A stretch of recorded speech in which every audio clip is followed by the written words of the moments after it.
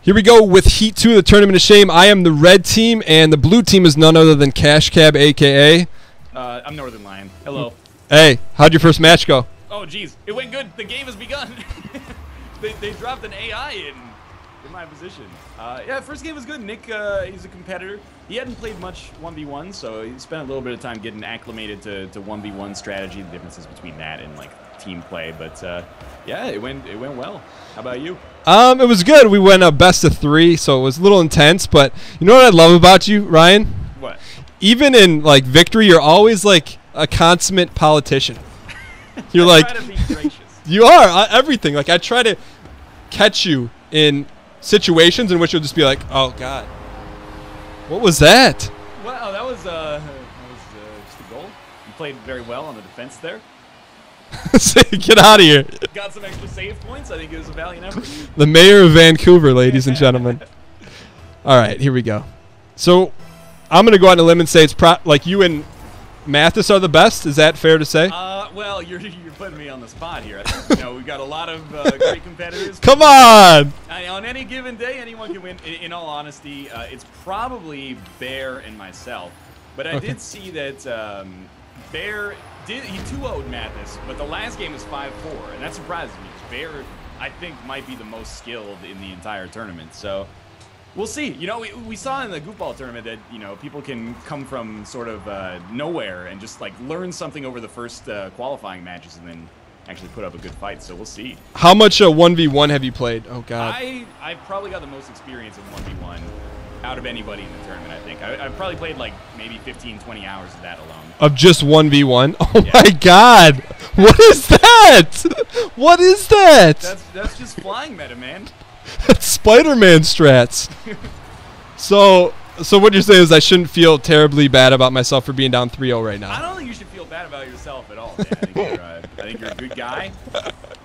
I'm not fishing for compliments here, Ryan. But what we can do is, I'll teach you some tips. Do you know who you play next? I believe I play Bear next. Okay, well that's gonna be tough. But for everybody but Bear, I'll give you some tips that can give you maybe a little bit of an advantage. That trash out of here. That was good. So the real thing in 1v1, a very important thing, is the kickoff. If you do a front flip, like go right for the ball right off the bat, and do a front flip right as you touch the ball, you will never lose the kickoff. You'll probably like end up tying a lot, but you'll never lose. Like, are you saying like half a frame before? Does it have to be that close? It's probably like, there's that last boost pad just before it. If you do it right as you hit the very last boost pad, that's probably...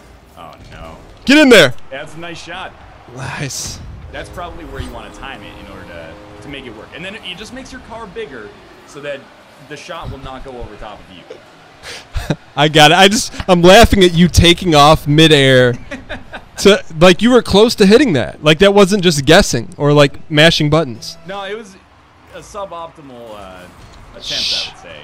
But so right there, I just need to go after it. There's one situation in which you shouldn't, and that's if somebody's doing a front flip. If you stay back all the way in your net, you can usually get like an easy shot. But most of the time, you want to go for the front flip, and you'll tie. Did you see what I did? I don't know, but I would probably recommend not doing that one. I did the flip. Don't you double tap A? Oh no, okay. Hit A once. Yeah. And then very quickly, it's like forward plus A to flip forward. Okay. All right. I wouldn't recommend that strategy. That was good. That one is like textbook. All right. Speaking of textbook, so you were recently in Toronto and you didn't go to Library Pub. I didn't go to Library Tavern. I went to many places with Michael L. Fox. We did not go to.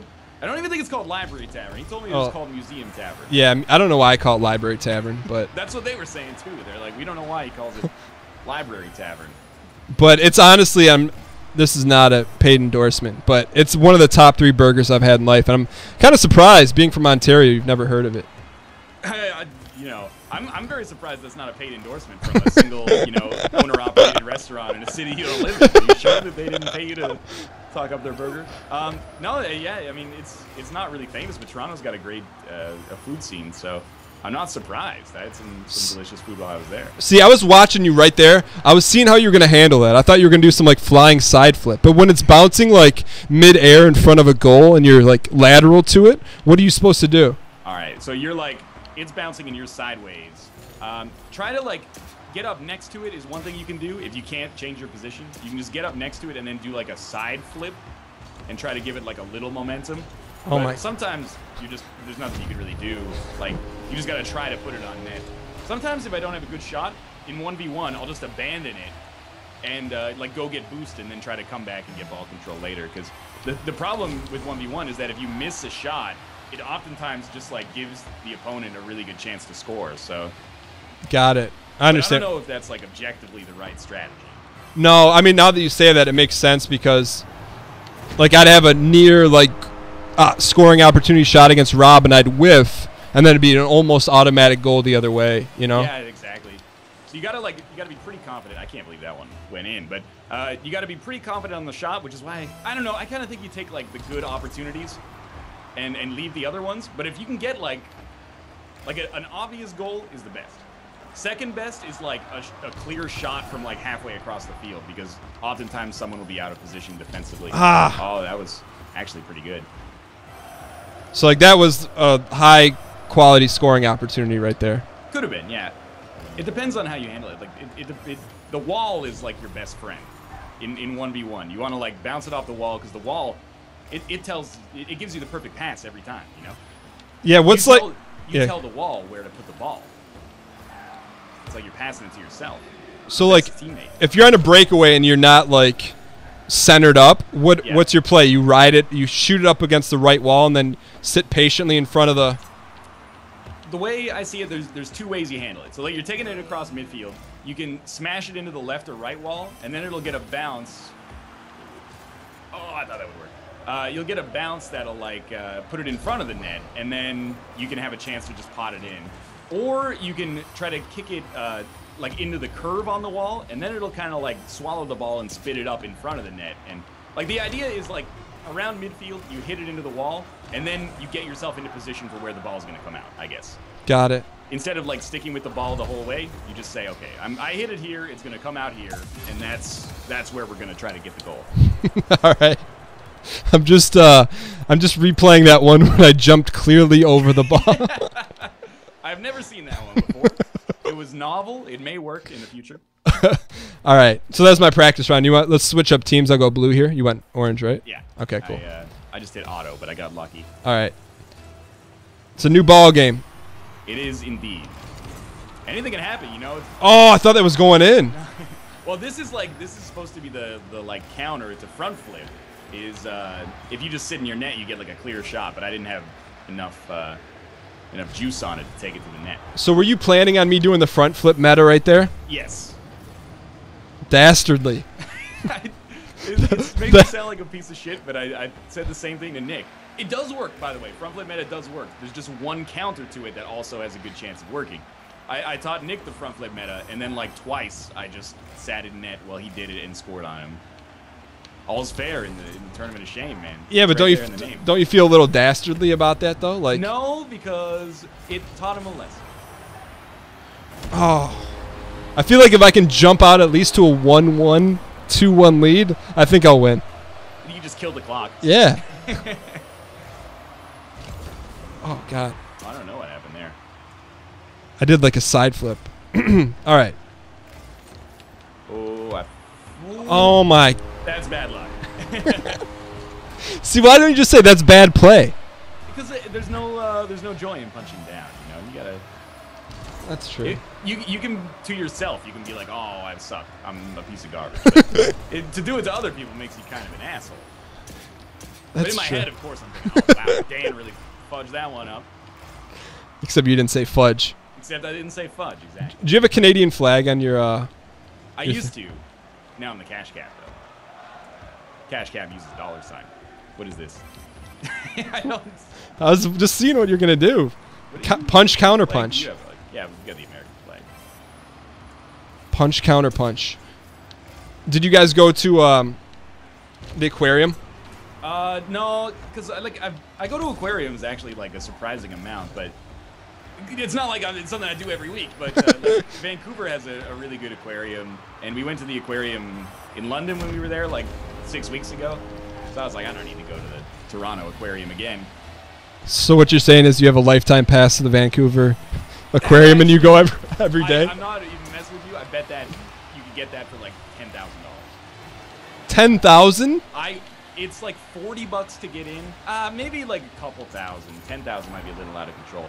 It's like $40 or $60 to get in to the Vancouver aquarium. So I wouldn't be surprised if it's expensive. I mean, what's the deal with aquariums? Is this a joke, or do you want to know? No, like, you don't seem like the type of guy that would be enamored with. Well, let's go. It may surprise you, but I have a degree in biology. You know, I mean, you do? Yeah, I do indeed. I like physiology and stuff like that, but mostly it's just like, I don't know, something to do. You know, I'm like, oh, that's a really cool looking animal. It's basically like it's a water zoo. That's true. Wait, so you have a degree in biology? Yeah. Were you going to be a biology teacher? I didn't know. It wasn't intending on being a teacher. I didn't really know what I was going to do. I was just like, I was 17. It's like, I like biology. You get called into your guidance counselor's office, and you're like, okay, what do you want to do with the rest of your life? And you're like, I like fish.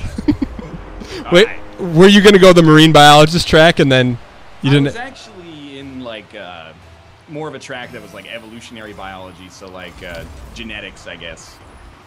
It was kind of a mixture of like Oh, I completely screwed it up. It's like a mixture of biology and psychology, I guess. Okay. Oh. Please. Nice. Nice goal. Thanks. Thanks. So biology you graduated in biology degree just went right out the window? Pretty much, yeah. Still got it in my back pocket one day. Oh, you nudged it though, and the nudge was enough. There's the counter to the counter. One day that biology degree might come in handy in case it's post-apocalyptic nuclear winter or something like that, and I need to. That was a great play. That's your classic 1v1 right there. You hit it off the wall, and the wall's just like, you know what? I'll spit it out right in front of the net, and then you just be there. That was pretty impressive, not gonna lie. I can't stress enough, the wall is your greatest friend. Unlike other teammates, it won't let you down. Who are you referring to? Everybody. The wall is infallible. Hey, you want to know something weird, meta? All right, I would. Oh, God. I used to be a biology teacher, and I don't have a degree in biology. No way. Yeah. I got grandfathered into this private school, and they're like, hey, do you want to teach biology? I'm like, sure, I need a job. Well, I mean, to be fair, like, if I was to teach biology at this point in my life, I probably would have. I basically am starting from zero. Like, I'm assuming that it would probably be a little easier for me to remember. Get in there! Oh God, it'd probably be a little easier for me to remember the stuff because I've already learned it, like memorize the Krebs cycle and stuff like that. But for the most part, I'd be like having to check myself all the time and teach from the textbook. So I don't think it's really that much of a disadvantage. Wow, you're really good at the anticipation of this, you know? Okay, so here's where I think, that's a little bit you got stuck on the side. I feel like on those, you don't go for the save if you're the goalie. If it's coming off the wall, you try to like intercept it off the wall so that they don't get a chance to hit the center. Because it gives you the advantage. Yeah, it's easier to hit it when you know where it's coming. And again, like the wall, it's your best friend and your worst enemy. So it's like you're saying take away the anticipation advantage you have. Right, because what I do is I'll hit it off the wall and then get in position for the center, like when it comes off the wall. But if there's no, if it doesn't come off the wall, then I'm out of position. I gotta like reverse direction. It really leaves you at a disadvantage. And basically you're like the Argonauts, pretty much. I'm basically like the Toronto Argonauts. Honestly, I don't know enough about Canadian football to dispute or agree with that. See, that was an underhanded jab trying to get you to pile on the Argonauts, and you still wouldn't take the bait. Oh, they God. suck, though. BC Lions are life, man. The Lions are that's where my heart truly lies. Have you ever been to a BC Lions ball game? I haven't, and we're like not very far away from the stadium, so it really seems like I should at some point. We were coming back from the airport, and we like drove by the stadium, and there were a bunch of sad BC Lions fans. We're like, oh, I guess they just lost. Well, speaking of losing, I can say that I've gained some experience and a little bit of knowledge in this loss. Remember the kickoff meta. It's important. And then I think if it comes off the wall, try to intercept it. Unless it's high. If it's too high for you to get, that's anybody's ball. All right, so I got to ask you, heading into this thing, only having played 2 games, yeah, who do you think is going to win this whole thing or has a chance to be in the finals outside of yourself? I think without being overly humble, you're probably looking at Bear and I with the greatest chance. After that, I think you're looking at Mathis and Nick. After that, I think you're looking at Rob and yourself. But I would love to see anyone from any of those groups take it home because they're all wonderful people. All right, Ryan, good game, man. Yeah, you too, man. All right, thanks everyone for watching. We will see you in Heat 3 tomorrow. Later, guys.